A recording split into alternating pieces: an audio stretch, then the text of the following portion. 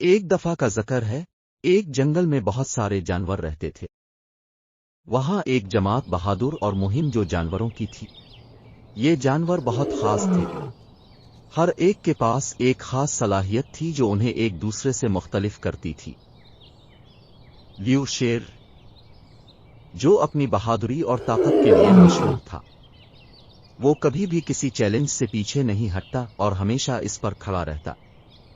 پھر آیا لونا خرگوش، جو بہت تیز، پھرتیلی اور ذہین تھی۔ وہ جنگل میں کسی کی بھی رفتار سے بہت تیزی سے دوڑ سکتی تھی اور ہر مسئلے کا فوری حل نکالتی تھی۔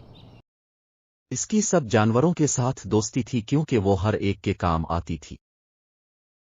اس کے بعد ذکر کرتے ہیں ٹوبی کچھوے کا، جو شاید سست تھا مگر اس کی عقل بھرپور تھی۔ اس کے پاس ہمیشہ اپنے دوستوں کے لیے کوئی نصیحت یا کوئی کہانی ہوتی۔ اور آخر میں ڈیزی ہرن، جس کا دل آسمان کی طرح بڑا تھا۔ وہ مہربان اور محبت سے بھرا تھا، ہمیشہ دوسروں کی مدد کرتا اور جہاں بھی جاتا محبت پھیلاتا تھا۔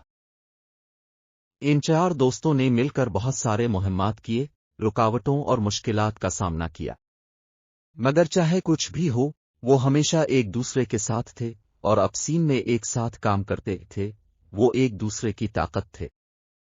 جنگل کے سب جانور بہت خوش تھے، اور اس طرح اس خوبصورت جنگل میں سورج غروب ہوتا تو سب جانور ایک دوسرے کے ارد گرد جمع ہو جاتے۔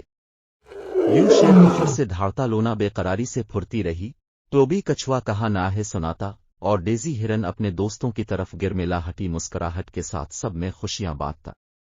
انہوں نے یہ جان لیا تھا کہ کل کچھ بھی ہو وہ اس کا مقابلہ کرنے کی صلاحیت رکھتے ہیں، کیونکہ وہ ہمیشہ مل جل کر پیار اور محبت کے ساتھ رہتے ہیں، ایک دوسرے سے زیادہ مضبوط، اور اسی طرح وہ خوش رہتے تھے، ایک دوسرے کے لیے ہمیشہ اپنی طاقت پر یقین کرتے اور دوستی کی طاقت پر اعتماد رکھتے تھے۔